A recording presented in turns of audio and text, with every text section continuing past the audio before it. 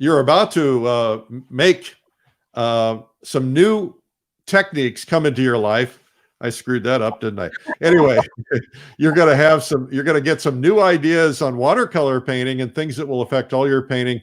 Meet Birgit O'Connor. Birgit, welcome. I think she froze up. I don't know what happened. Our guest today is Birgit O'Connor, and I'm going to take her out and then put her right back in, but she's going to teach you some basic watercolor techniques, and she seems to have disappeared. I'm not sure why, but hopefully she'll come back in here in a second. I'm Eric Rhoads, publisher of Fine Art Connoisseur and Plein Air magazine. Welcome to day number 299. Woo! We're on the edge, baby. What that means is that we have been here for 299 days, and we have been here since the beginning of coronavirus quarantine. And we wanted to be here for you every day. Well, nobody knew that every day was going to mean almost 300 days. We thought, a couple weeks. But anyway, we're sticking with it. We want to be here for you. And I know a lot of you are still locked down. We're all being careful wherever we are. Looks like Birgit is back. Well, I went for a little ride, so I assume you told them all about me. And I didn't say much. I was just stalling. So Birgit, what are you going to do today? Okay, so what I plan on doing is showing you how to paint that one right up there. And why I'm going to do that particular painting is because it's bold, rich, it forces you to move water and color around, and you're going to have a really good time. Because I think what also happens, I see people always struggle with the... Well, we're having another internet problem, aren't we? Oh, this is odd. There we go. Okay. So, all right. So should I just jump in? Yeah, jump in, because you froze up there for a second. And if you freeze up, I'll just step in and cover for you for a second. I want to tell everybody real quickly that today is day number 299. Tomorrow will be day 300. Big celebration tomorrow as well. Tomorrow I've got a whole bunch of prize packages that are worth a lot of money each. Also, we have a special guest, the great C.W. Mundy will be on with us, and he's going to talk about the philosophy of art, and he's going to teach you some principles, and it's going to be some things that you're going to love. So you want to tune in for that tomorrow, and that's at 12 noon here Eastern time on Facebook and Instagram, YouTube, etc. Okay, now we're going to go to Birgit, and she's going to teach you how to get these vibrant colors and how to get the paint flowing. Birgit is on the faculty of Watercolor Live, which is coming up. As a matter of fact, the 20th inauguration day is the day that the price increases. So you want to make sure that you get your seat soon. I also just got a call that said we may have to end the VIP program here pretty quickly because we've only got a little bit of that stuff left. So you might want to get in there if you're going to do that. Birgit, take it away. Okay, thank you, Eric. Okay, so I'm going to talk fast, so hopefully everything sticks. And one thing I just wanted to mention is I've got this lesson. I opened this up, available on my website. We can talk about it later, but I'm going to work my way down through this pile. So this is a really good one for you to work with. We'll talk about that later if you'd like. And I just wanted to show you this one. And why I'm showing you this one is because you can really paint in any direction and finding the balance in a painting. So just working my way down. So getting to the demonstration. Let's move all this stuff to the side. And I do have a few things. I just was working on a few other little demonstrations there. All right, so I want you to see where I intend to go. This is a tulip, and it's got lots of big shapes, and it's a very dynamic painting. So I'm going to scoot this over to the side, and then we're going to talk about the amount of water. Let's see. If you don't mind, Birgit, if you'll just tell us real quickly about what kind of paper you're using, what kind of paint you're using, and what kind of brushes you're using. Everybody wants to know that. I should also mention to everybody, please mention where you're from in the comments today. We do have prizes. The winner of the Make More Money Selling Your Art book goes to, let's see, I lost it already. Anyway, I seem to have erased it. Today's prize will be a pair of value specs, but I have to find the winner and get back to you on that. I think I actually accidentally erased it. Okay, Birgit, are you ready? I'm ready. I'm ready. You know, this is just a day in flexibility. That's what this is, and that's what live is. All right. So when it comes to brushes, so I'm looking for the shadows too. So I know I have the light keeps changing in here, so I'm sorry about that. So when it comes to a large shape like this, depending on what I'm trying to do, if I want a puddle of water on the surface, this is 300-pound Arches paper. What I'm looking for is a bamboo hockey brush. A synthetic brush isn't going to hold the amount of water that I'm looking for. It would lay down more of an even layer. I'm looking for a puddle. Now, where do you get a brush like that? This one you can get really at any art store, and you can get better made hockey brushes with shorter hair. And the problem with this, it's a love-hate relationship. I'll try to get that up there closer to you, because what happens is it loses hair. So I would take a little bit of the liquid super glue and get it through here and work it in with a little toothpick so it doesn't lose the hair. You can get better made brushes. The problem is it doesn't necessarily hold the amount of water that I want. That's why I'm using this. And I can show you also how to lift hairs out if we need to. So I'm going to take my water over here so you can see me grabbing water. You have a reference photo? Let's see. I don't have a reference photo with me right now, but what I can do. You're going to just use the other image that you already painted as a reference. Is that right? Yeah. So basically the idea, because I thought, what can I do within this period of time? And my goal is to show you how to get color intensity. So a lot of people, they'll lay down one layer. It's either too weak or it's not moving, or they have lots of brush strokes. So I'm trying to show you how to not have brush strokes, move that water and color around, and build that intensity. So here I'm thinking, do I want to go ahead and apply the water first, which I could do, but knowing a lot of people, if they do that, the surface is going to dry faster than they can work. So let's go ahead and make a couple of puddles.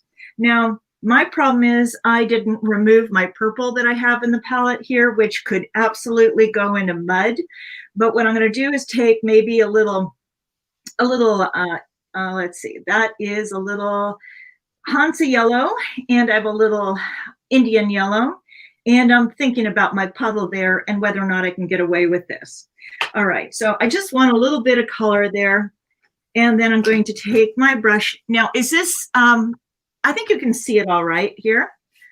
So I'm going to go ahead. What I'm going to do is determine, do I want to just work with one petal or two petals? Now, I used to work with one giant shape, and if I'm talking to somebody that's never done this before, I would say just work with one shape at a time, one big shape, because if it's too big, you'll be overwhelmed. Now, what I like to do is incorporate both shapes, because otherwise I end up, it helps you harmonize the color. But let's just work with one shape right now. Okay. And what I'm doing with this, it has softer hair. That's another reason why I'm using this particular brush. Let's look at the water on the surface. Let's see if you can see a shine at all. It doesn't really matter because you're going to see it once I get the color on. So here I'm going to add a little bit of my yellow in there, and I'm just barely touching the paper surface. And if we look at the amount of water that I have in my palette here, you can see that it moves. The downside with that is with that amount of water, it could dries really, really light. And I think I'm going to get, let's see. Oh, here it is. I'm just going to use the lid here and mix some reds. I'm taking a little quinacridone magenta. That way I don't, because I usually have a slight angle to my palette, and today it's flat. So the color is going to just puddle on the bottom. I mean, it's just going to move everywhere. So I'd like to have a bit more control over this. So I'm taking a little bit of my permanent alizarin crimson. I like that color. And I'm taking my quinacridone magenta. I'm breaking up the color. I'm using the number 20 Sable Synthetic Blend because it has the spring for control. It also has the water holding ability. And I'm just grabbing my color. As you can see, I can take that What's the brush company? This one, it's my own personal brand that people can find on my website. It's a Cool. blend. And I'm going to go along the edge here. Now, one thing here, if we look at that, you can see how it's not moving, and that can easily create a problem for me. That's because I was talking away, and I'm going to go ahead along that edge to get a clean line right up here. And then I'm going to sweep into the center. Now, this could look really horrible, and hopefully it won't. I'm leaving enough white space in between. Okay, and I have to work fairly quickly. Then I'll take my yellow and go up to the pencil line if I'm trying to stay within an edge. And touch all those little dry spots. Go around my stamens into the center. I want variation. That's why I'm doing it this way. And I could be a little slower and cleaner and more thoughtful if I was doing it, you know, I mean, I would really approach things this way. I'm thinking about the color intensity. Is that enough color? Let's look at the puddle here. That's Question really from the audience. How many different palettes do you normally use? I usually just use one. And when I'm doing a painting. So here we go. I wanted you to see the water and color move. Okay, so this is how we're going to get that smooth wash. And I don't attach my paper to a board. I like to leave it loose so I can have flexibility and roll it around like that. Now we've got a little dry spot right there. Now we don't want to go from here in there. What you could do is take your brush, remove the extra water, just touch it and clean up those edges, and the water will fill in the rest. Okay. So now, how do you keep the water from bleeding outside of those edges? Because it's not going to go anywhere as long as the surface is dry. But if I put water here, then it's going to move. So let's do that. Okay, so I'm going to go ahead and I'll put water over here. Okay, and I would have to babysit this. If I like what I have, I'll have to keep an eye on it. Otherwise, it's going to bloom everywhere with the amount of water that I used. So I'm going to use this idea. I'll get a little more yellow in here, maybe. Let's get it over here. I'm going to go up to the edges. The only reason why I'm using 2 palettes today is because of that little purple that I forgot to get out. You don't want it to pollute. Right. So I'm just going ahead and grab some color, put that in there, really be bold. And now I'm going to just touch, actually this here. If I take my number 30, which is a really big brush, which I love. Okay, I'm going to get it wet, remove the extra water. I'm not usually going to paint with this. I might touch the towel to remove some of the extra water. I'm going to take my brush here. I want to show you how to soften an edge. So I would just go along the side like that if I wanted to soften an edge, or if I wanted to move. Now, a lot of times people would be terrified to touch this again. So I'm going to just get some water. I'm going to get a little sloppy there because I want you to see what you can do. You can move things around like this. Now, I have this lesson actually in my bold, rich, saturated color course. All right, so I'm going to go ahead and move this around. I've given you, by the way, folks, her website is birgitoconnor.com, and she's actually offering a discount, 15% discount if you use the code watercolorlive. So you can get her courses and things there. Thank you. Okay, so here, this has created a foundation. So I'm going to go ahead and move that over to the side. So let's pretend that dried. And I could leave that alone, but if I want to build my color up, I'm going to go ahead and do exactly the same thing. So I'm going to try to do this one quickly. I'm going to re-wet it, and if I have 2 petals, I can paint right over the other pencil line in both shapes. I've got a lot of dry spaces in here, which isn't perfect, but I can deal with it. And I don't usually come back in and add more yellow. So I'm going to bring more red into it. My quinacridone magenta and the alizarin crimson, permanent alizarin crimson. And all this is basically showing you the second layer. All right, so if I have any dry spaces, I'm going to touch it with my brush, my number 30. Let's just touch a few of these lines. We don't need to apply color everywhere.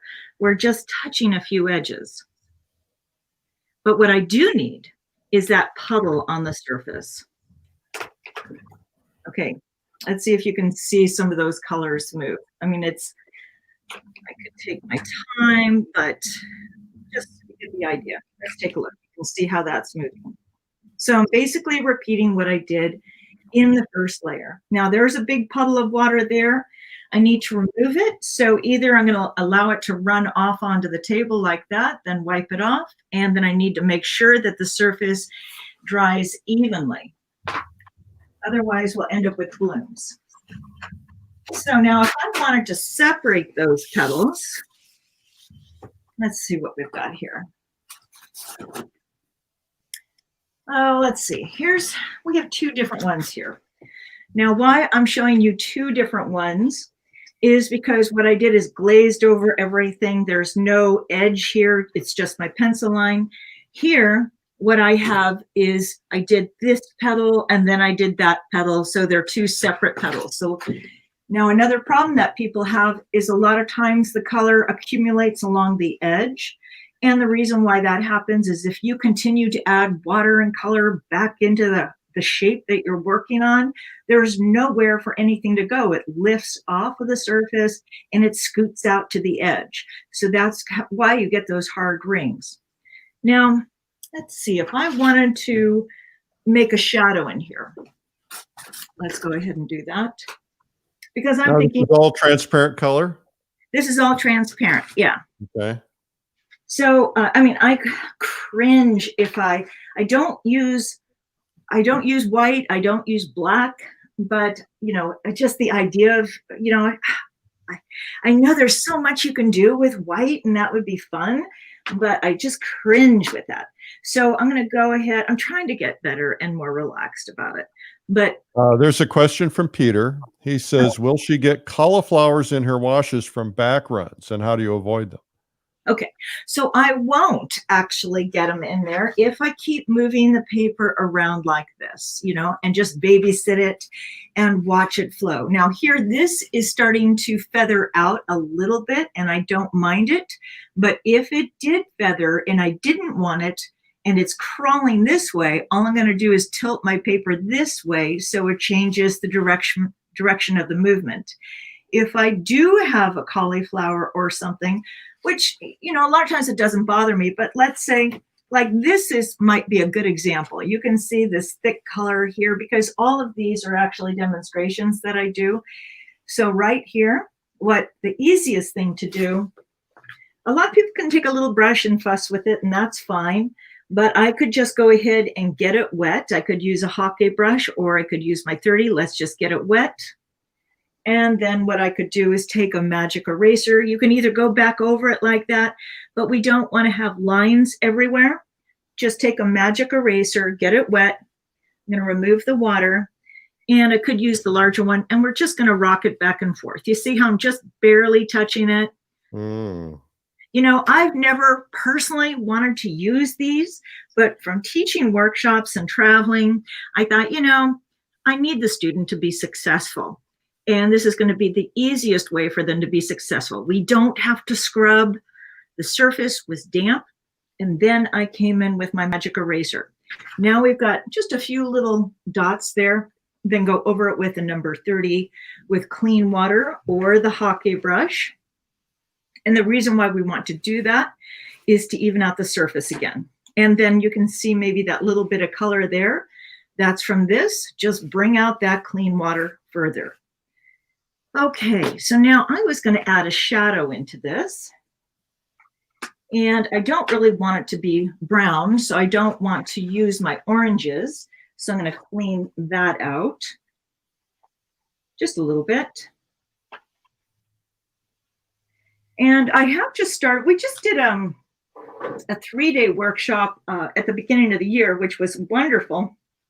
And I am doing 2 portrait courses. So they might want to check that out too. So what I'm thinking about my shadows. I don't want to go gray. I don't want to go neutral. I want to be bold and dramatic.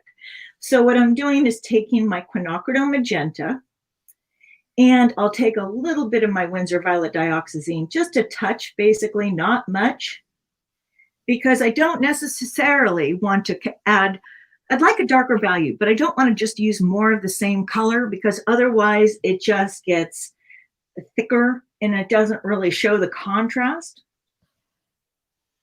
So let's go ahead and do this. And I like the Winsor & Newton quinacridone magenta. Now this, unfortunately, is a little damp, but I'll work with it. And I'm going to turn my paper. This is another reason why I like to have it flexible. And to get control and the drama that I'm looking for, I think I might add a little bit of my permanent alizarin crimson. I'm going to work wet on dry. And the reason why I'm working wet on dry is so I can get that clean edge. I'm going to go along the edge here. And I also don't want it to be so thick and pasty. I want the watercolor to move, but I want that color intensity. Those are the things that I'm thinking about. And I'm changing the direction and the angle of my brush. Okay, you're really a great teacher. Everybody give her thumbs up and applause and heart. Thank you. Great teacher. Thank you. Oh my gosh. People are loving this. Oh, I'm so pleased. Thank you so very, very much. Oh, so I'll just swell up. You've got a big head now. Well, I'm feeling it. Right. You also have a book out. Is it called Watercolor Essentials?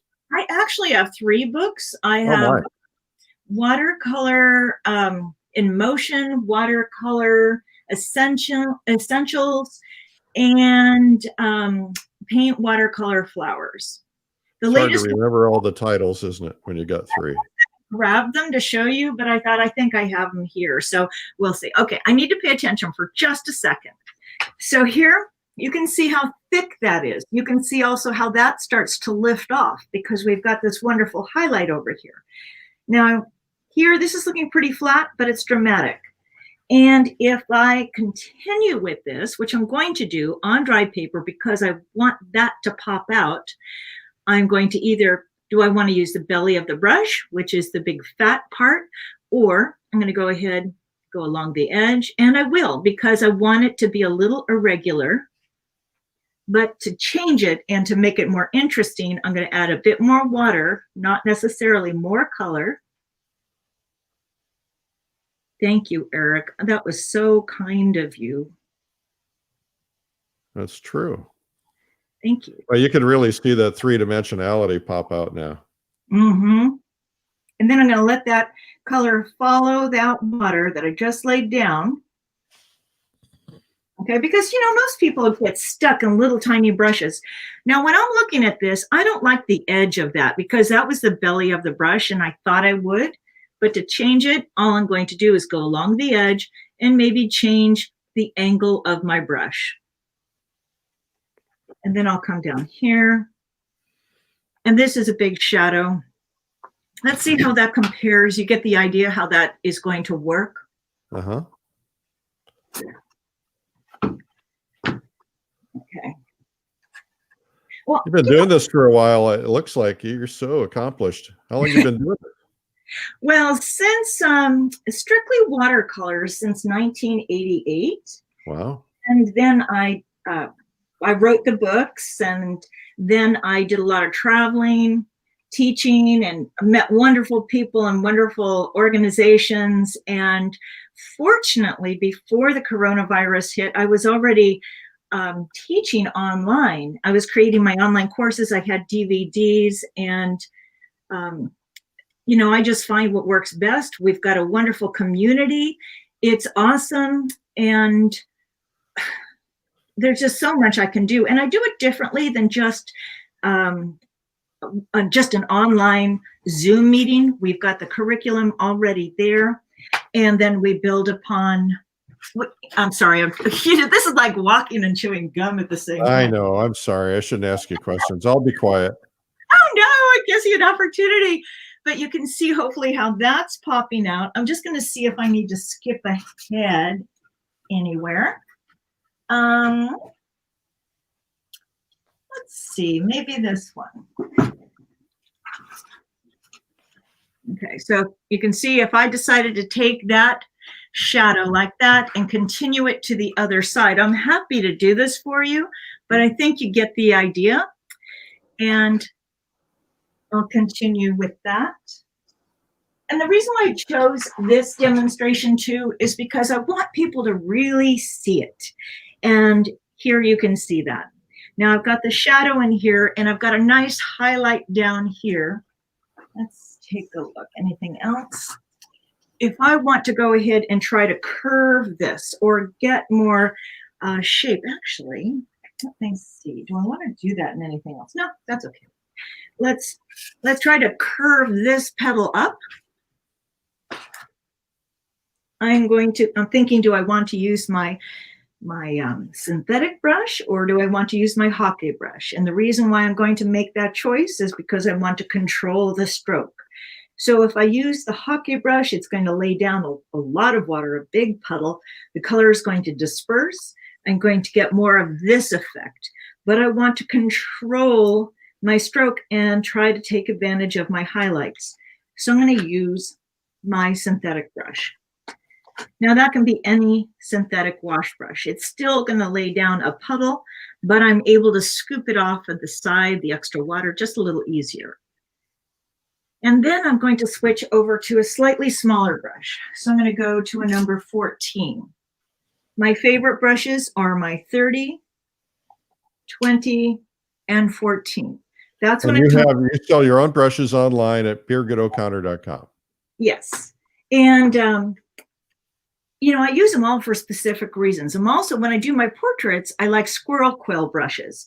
And I don't have those on my website, but you can see the difference. And I use these even for smaller paintings. So I'm going to take my 14, get it wet, remove the extra water. I'm looking for my underlined shape that I already have here, so I don't need to invent it. And I'm just going to go here and go up, like that's a little dry. Now here's a problem that people have. They'll go like this and stop and get a bloom at the end. If you can see that dot there. Oops, let's see if you can see it. There you go. So how we're going to deal with that is you go like that and lift this and lift, and that's going to eliminate that dot. You're going to take your 30, remove the extra water, and I'm going to start with this one because it's the driest. I'm going to soften that edge by just going along the side and not necessarily back and forth. I'm going to go along the edge, wipe off that extra water and color, and go along this side and remove that. And then I'll soften this feathering effect. Now, actually, this is a good example right here. I came in to soften that. It's blossoming back into it. It's not really a big deal, but if it is a problem, I'm just going to go back in on the other side. I don't want to release extra water. I just want to soften that edge. So we'll just go on both sides. So at least what I'm trying to do is shape it. And this edge looks a little flat. I would basically do the same thing up here, get some background color down here, and do the same thing on that side. So let's see. So this one could use a little more shape, but I want you, hopefully you get the idea of the progression. Oh, yeah. Okay. Hey, you guys, make sure to put in the comments where you're from. We're giving away a pair of value specs for today. Comments in the replays and in the live. We'll go and pick them. So make sure you put a comment in today and be sure to be here tomorrow for day number 300 with CW Monday. So Eric, how much time do I have? Or you've got about 25 minutes. Oh, really? I thought I was doing it for 30 minutes. Oh, you mean I I can switch into something else, you know. Yeah, okay. Are you okay with that? Whatever you want to do. This is your hour. I thought I had 30 minutes. I was talking super fast. Okay, so I want to know, can you ask your viewers, would they like to see how to handle? I have a really easy exercise for them. I just need to pull it out. Would they like to see how to handle stamens and negative painting for something like that? Yes, just go ahead and do it, because Okay. they're going to love it no matter what. And by the way, what you're doing here is not what you're going to be doing on Watercolor Live. What are you going to do on Watercolor Live? Well, I have a lot of things to talk about and to get them started and in the process of being able to expand into other paintings. So let's take a look at this here. All right. Okay. So here, if they took, this is not what I'm doing in Watercolor Live, and I'm thinking maybe I need to come down a little bit so you can see that. Let's try to do that. There we go. Okay. So if they took a quarter sheet of paper, I'm going to teach them, first of all, how to do this negative painting. Because when it comes to my flowers like this, all the stamens are done with negative painting. It's not done with masking. In fact, I have this right in front of me. I'm going to grab this. Now this one is done with masking. And it has a different effect. It has a harder look to it. And in this painting, I wanted that. But in this painting, I wanted it soft. So it has a much nicer effect. Let's take a look at this too. That is all done with negative painting in the stamens. You're such a good artist. Wow. Oh, thank you. You have people watching from Israel, from New Zealand, from Holland. Let's see, who else did I see? A lot of all across the United States, of course, and Canada.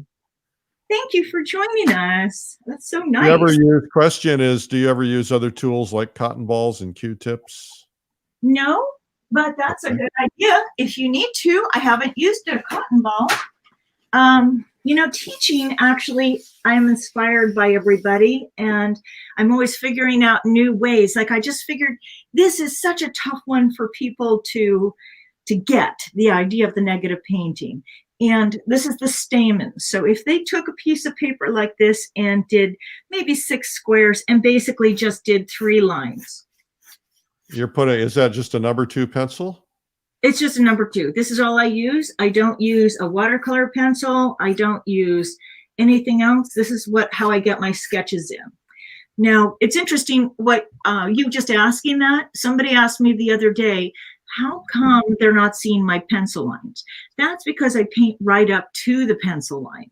So let's say if I'm going to do an exercise, I hope that this one will explain it. It's always tough to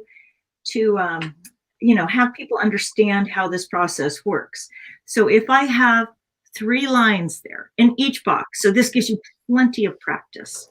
You're going to take your color, paint up to the pencil line, like that. Leave a space. Oops. Okay. And leave a space and paint up to the pencil line and leave a space. And then do the same thing to all the boxes. So just make them all look like that. Why are you doing them all? Is that just practice? Yes, that's just practice. And what I'm trying, I could do that, but the problem is the drying time. So that's why I tried to do this ahead of time.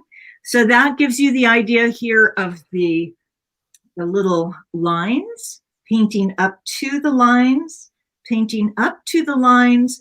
And now we're going to start to create different shapes. And hopefully this is going to make sense once I show you in the painting. Okay. Lines, space, and then we're going to break it up. You just create another line, like either use a pencil or a different shape, whatever you like. Okay. Okay, so then we're just going darker with our values. Now I know so my paintings really are a combination of positive and negative painting. And a lot of people have a hard time wrapping their mind around negative painting. So we're creating just another layer. And then that would be similar to this here. And then I'm going to go again on top of this, maybe with a slightly darker color. Now, watercolor typically dries lighter or darker? Lighter. Lighter, okay. Yes. So you can see I'm just breaking up the space. People like your tape with the chicken silhouettes. Do I have chicken? Do I have chickens?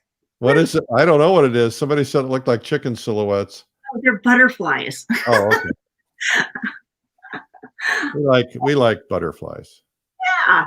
Okay, so you can see that I broke it down, going darker, and then here that would be similar. I'm going to break it up and go a little darker. Okay, and then just continue this process and do a few lines. And hopefully you get the idea. And then I can always take this off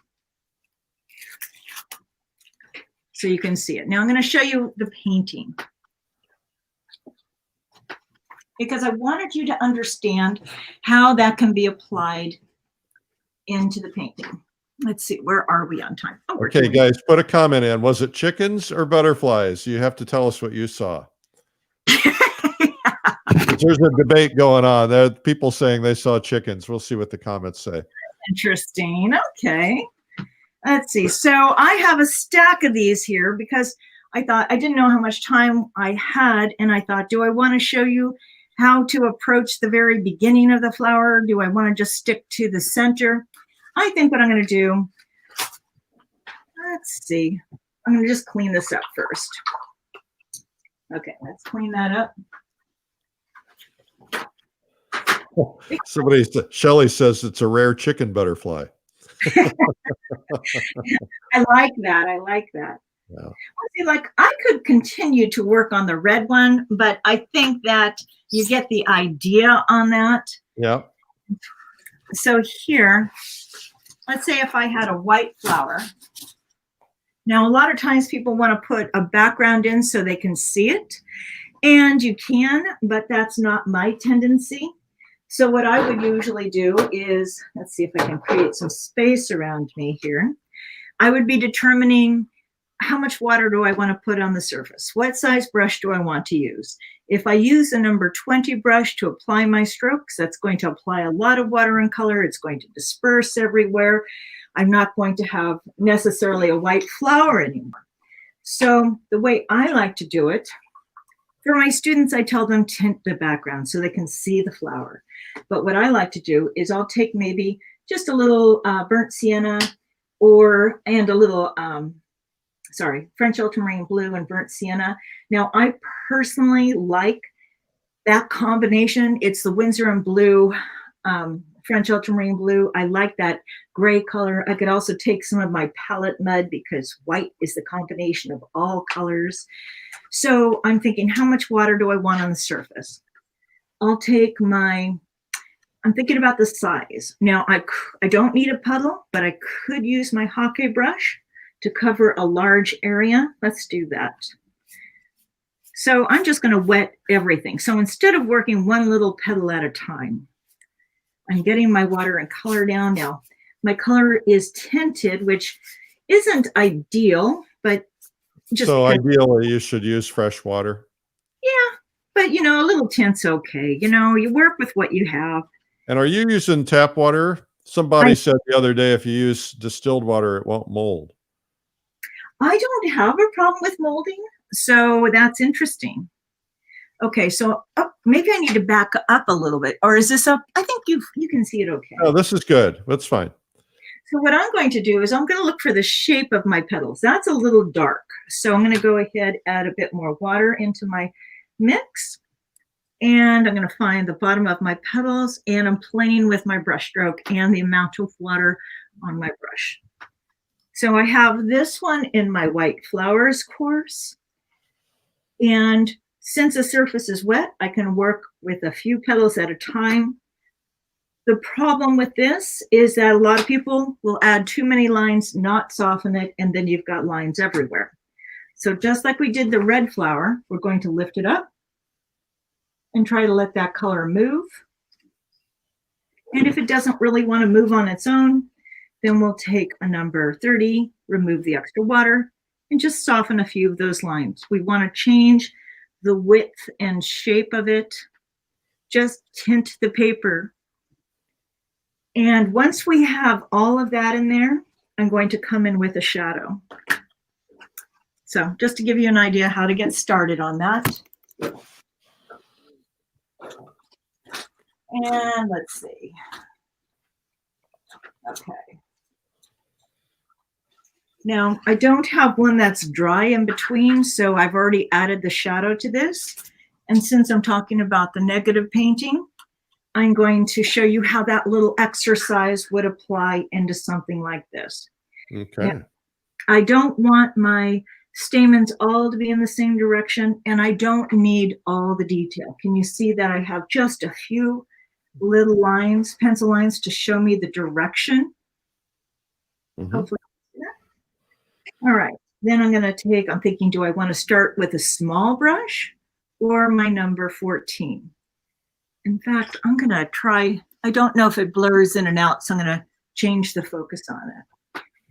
So I'm going to try to, instead of getting fussy, I'm going to work with my largest shapes first and then reduce the size of the shapes. I have a question for you. Somebody in the comments says, you make this look easy and fun, but I'd be freaking out. What is the best way for somebody to overcome that? You know, that is interesting. We all get afraid. So what I would say is, because, you know, when somebody just tells you it's a piece of paper, it is, but I think of every painting as an experiment, and I'm never going to learn unless I just go for it. And you need to put it up and step back and just, if you really need to get over something, turn your music up to get you out of your head. And you could just take a light tint of color, spatter some color, or put a wash on your surface so it just breaks it up. Does that make sense? Do you know what I'm saying? Okay. And is this hot or cold pressed? This is cold press. Okay. What's the difference? Okay, so a cold pressed surface has a softer velvety feel to it, and a hot pressed surface has a slicker, harder feel to it. Okay. I'm going to show you the difference on that in just a second. So, okay, I'm looking for, hopefully you can see what I'm doing. Yep. Okay. And then I'm going to look for some large shapes. Remember, like the first rectangle, I'm breaking up the shapes.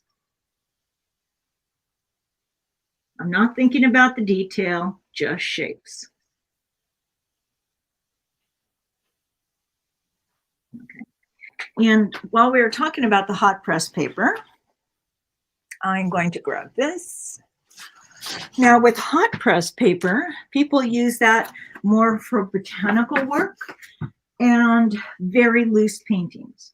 Now I used it for this painting because I really wanted to capture that loose blooming effect. I wanted more drools.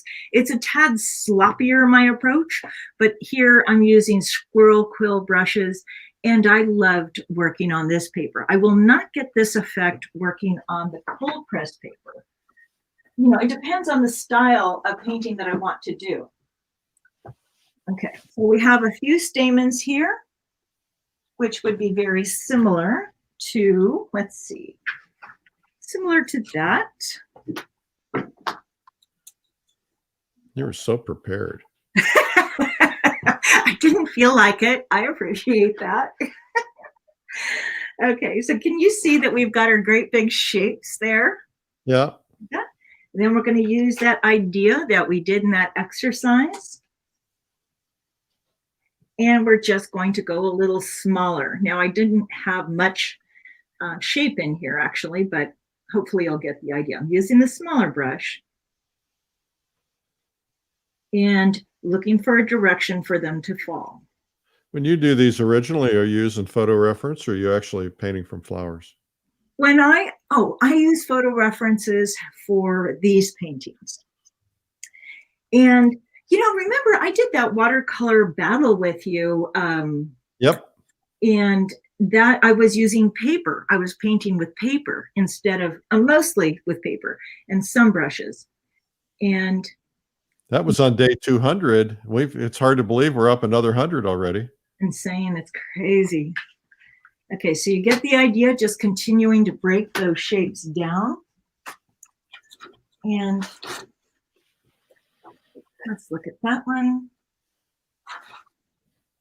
Okay, so I have a series of a few of them. I might be able to give you the idea. What paper do you use for portraits? I'm using the hot press paper. I like the Lenacor. Actually, I'm using the Arches paper for that. Arches hot press paper. So why I have this one here, I thought maybe, let me see. I wanted to show you how you can glaze over. So we can see all these different ones. Now, these were things that I would take to my workshops when I would travel. Yeah. But what I'm looking for is one to show you how to shift the color on the inside. So here, this is all a very cold painting. And I want to try to get some warmth in there. So what I'm thinking about here is I'm going to take my Hake brush. Now, for the people that are a little bit afraid of painting, this might be perfect because I don't know if this is going to turn out. And I'm going to just not worry about it. I know that all that work that I've done in there, that negative painting, it's all going to basically disappear because if I go over it with water, it's going to soften those edges. But I'm thinking, do I want it to be that dark in there? Which I do want that depth in there, but I want a different color. So I'm going to go ahead and get water in there. Okay, and then I'm thinking maybe instead of just stacking color on top of it, maybe I should consider taking my Hake, or not, what do we call this, the magic eraser, and I'm just basically lifting a little bit of that color out. Now I don't need to do this, but I want it a little lighter, just a little bit. And then instead of leaving it that way, I'll get water on that again, just a little bit, remove the excess. And then, and I'm not worried about any of that funny little granulation that can happen in there because I'll come back in and do negative painting on there, but I want more of a warmth in there. So I'm going to take my Indian yellow. I don't really want the red. So let's get some over here. And that yellow on top of the blue can definitely go brown. So that could be all not fun, but we'll see. Let's just do it. I'm going to go right over those stamens. And let's see. I don't want to just stop right there. I want to pull it out a little further. And then I would also consider shifting the color in some of those shadows a little bit. Now I'll go back to my number 30. Let's move it around so it incorporates a little bit. And you can see, now here's another thing that people have a problem with. If they do something like this, the color travels out to this line, and then what they need to do is actually continue with that, soften it. Otherwise, they end up with lines that they don't want. Puddles, yeah. Yeah. Somebody asked what a magic eraser is. It's something you buy in the grocery store, isn't it? Mm-hmm. You can also get it online as a melamine foam eraser. The generic name, they used it for soundproofing things originally. Huh. Okay, so now that I have the basic idea of that, I would let that dry. Let's find one that's similar. Okay. Wow. See how we have that? Like that. When you get that dark in the background, what a difference it makes, huh? Mm-hmm. Yes. So then now I've got my stamens here, but I can decide, do I want to leave them soft or do I want to pull them out again? So if I want to pull them out, I can use maybe a number 8, or do I want more detail? Maybe I'll consider a number 3, depending on what I'm looking for. So now I'll go back into my grayish color, or even a little maroon, something darker. And then I'm going to look for my just, a few little lines, stamens, and bring it up a little bit more and just think about it of how I want to direct it. Okay. Somebody said if you buy one in the store, make sure you get one that does not have cleaning product added. Exactly. Thank you. Like soap. Yeah. That could be a soapy mess.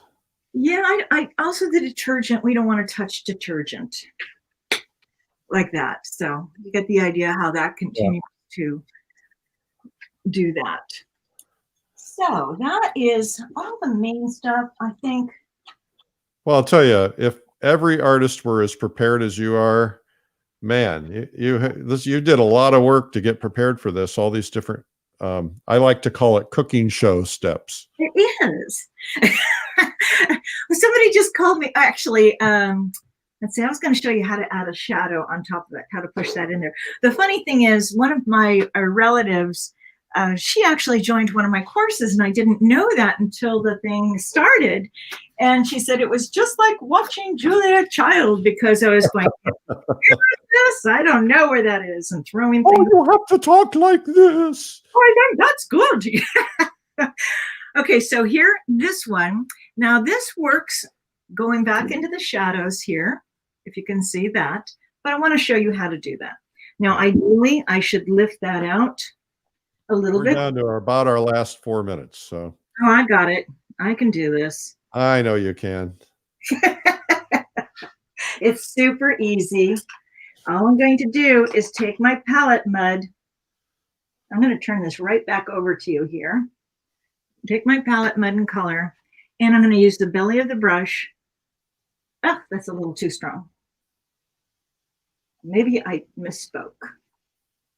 Okay, and then I'm going to go over my stamens with the belly of the brush. I have way too much color on this. So I'll just try to tone it down with a little blue. Maybe I'll like that color after all. So this is the question I would ask myself all the time. Maybe I like that after all. But to get those stamens back, I'm going to go right over them with the belly of the brush. Now I'm going to soften this, and then I'm going to call that done, and it's going to go right back to you.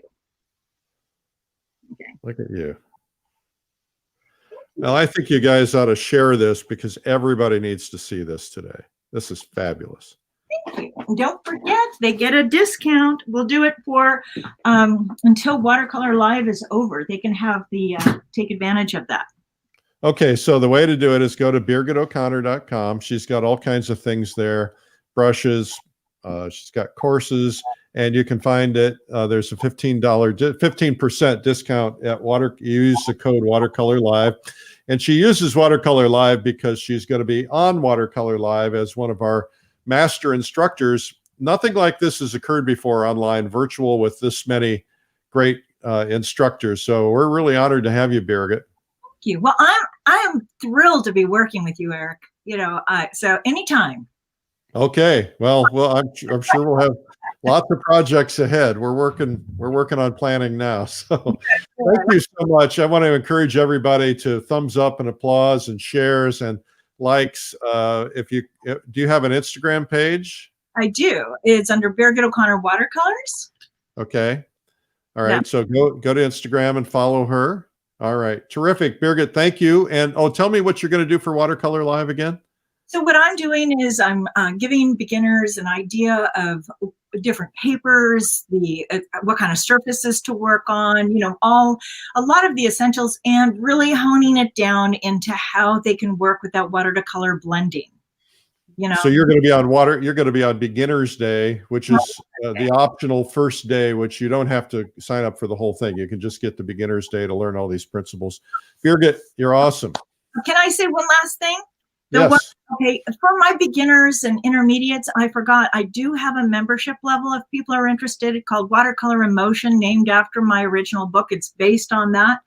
And it gives everybody a year-long curriculum to follow and a great pace and weekly meetings. Well, they don't have to join the meeting, just watch recording if they want.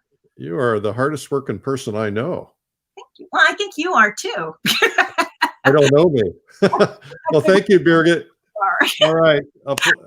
Really terrific today. Thank you so much. I hope everybody will hang in there for just a second. I've got a couple of things I want to tell you. First off, speaking of following, I would love it if you would follow me. I've got to get my numbers up, and that would be helpful. If you go to Instagram and follow me, I can do more things if I get my numbers up a little bit higher. So that would be great. Just Eric Rhoads, no E. There's an A in there. And today at 3:00, we've got a classic tutorial on YouTube and Facebook. Just search Streamline Art Video. It's Robert Johnson. It's going to be called Pears on an Oriental Rug. This is the painting from this classic Lilidol DVD. So that's going to be today at 3:00. We're giving away a $7,000 Thomas Schaller painting. You can enter to win that painting at paintinggiveaway.com. It's going to be given away during Watercolor Live. You don't have to be an attendee at Watercolor Live to win, but that's when we're giving away. So you want to hurry up and get that done because Watercolor Live is coming up towards the end of the month. I think the 27th, if I remember correctly. And so go to paintinggiveaway.com. We want to thank our sponsors for Watercolor Live. There are too many to mention here, but go to the Watercolor Live website and check them out. And just watch this briefly. Have you ever wanted to learn to paint in watercolor but don't think you have the talent? Most master artists will tell you that painting is a skill anyone can learn. If you follow a process, you too can paint beautiful artwork. You could spend $3,000 or more to attend a live workshop or convention. Or you could learn from the world's finest for a fraction of the cost at Watercolor Live, the world's first virtual online art conference devoted to water media. 3 days of world-class artists demonstrating in portraiture, landscapes, still life, the human figure, cityscapes, color mixing, and more. Get to know other artists and instructors personally through our breakout sessions, and we'll even paint and draw together at the end of each day in the safety of your own home. Make new friends in our breakout sessions. Paint with hundreds of others. Get private access to our exclusive members group to become part of our community, and learn to take your artwork to a higher level. Watercolor Live, 3 full days of watercolor instruction from the world's best. January 28th to 30th. And for people who want to learn painting from scratch, start with our Beginner's Day on January 27th. Soon you'll be painting faces, people, flowers, scenery, objects, and other subjects. You'll see your artwork improve faster as you learn from top artists and instructors from all over the world. Make history as part of the world's first watercolor art conference. Sign up today and join the world as we learn art together from these amazing artists. Joseph Zbukvich, Linda Daly Baker, Jean Peterson, Mario A. Robinson, John Salmonen, Thomas W. Schaller, Suni Warren, Matthew Bird, Andy Evenson, Michael Holter, Pablo Rubin, Daniel Marshall, Lauren McCracken, Angus McEwen, Kim Minikello, Ian Stewart, Brenda Swenson, Keiko Tonabe, Stephen Zhang, Birgit O'Connor, Shuang Li, Antonio Masi, Larry Moore, Glenn Knowles, Denise Willing-Boer, Terry Denson, and Cheryl Fletcher-Coons. Why not use this time to learn a new skill so you can amaze your friends and family with your paintings? Watercolor Live, from the publishers of Plein Air Magazine and American Watercolor. Sign up before January 24th and save up to $300 off the retail price. She had to say, you got to sign up before I think she said the 24th. I think it's the 20th. It's Inauguration Day. The 20th to save $300. So go to watercolorlive.com. Just go see who's on the faculty. Nothing like this has ever occurred before, so it's pretty cool. We think it's cool. A reminder that tomorrow will be day 300, big celebration. Our guest artist tomorrow is going to be C.W. Mundy, the great C.W. Mundy, and he's going to impart a lot of wisdom upon you. This is some of his work. He's absolutely incredible. And we're going to talk about concepts for artists and things that we all need to understand a little bit more. So I think it's going to be good. We also have a bunch of prizes tomorrow, so tune in for that. What else? let's see here. I think I've done it. Oh, we're up to over 1,600 people now for Watercolor Live. So you watercolor people are beating out everybody else. It's pretty cool to watch. The faculty is very behind this and very into it. They want to see it succeed, and it's been really terrific. Thank you to the faculty and to the sponsors. Will I be here during Watercolor Live that week? I'm going to try to be. I'm not sure how we're going to pull that off because we start about the same time. But those of you who are not watching Watercolor Live, I'll try to figure out how to at least stop in, say hello, do something. And I think that's it for today. I'm Eric Rhoads, publisher, fine art connoisseur, and Plein Air magazine. Remember that you got to keep your head in a positive place. All the things that have been going on in 2020 and now 2021, pretty crazy. And we just have to keep ourselves mentally healthy so that we can get through it. And the best way to do that is to avoid doom scrolling, avoid the news. I mean, you don't want to put your head in the sand, but, you know, just don't get upset. Don't allow it to upset you. You know, it's very easy to sit there for hours and get out and do something fun. You know, if you're allowed to take a walk, or if you're allowed to get out, or at least, you know, do some painting in the house. Try some of these new techniques. Yesterday, I'm working on something. I have been cleaning out my studio, and I found a painting I started 30 years ago. I had done an underpainting, and it's a copy of the Dürer painting, the self-portrait. So I decided to get it out and start trying some techniques, some layering techniques that I hadn't done in years. And so I'm not getting very good progress yet, but it's a lot of fun to think about.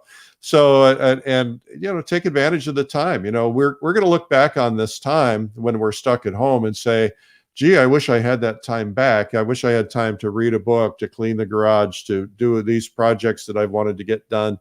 And if you're just sitting around doom scrolling the whole time, you know, you're wasting time. So let's get at it. Let's have some fun. Let's get out there and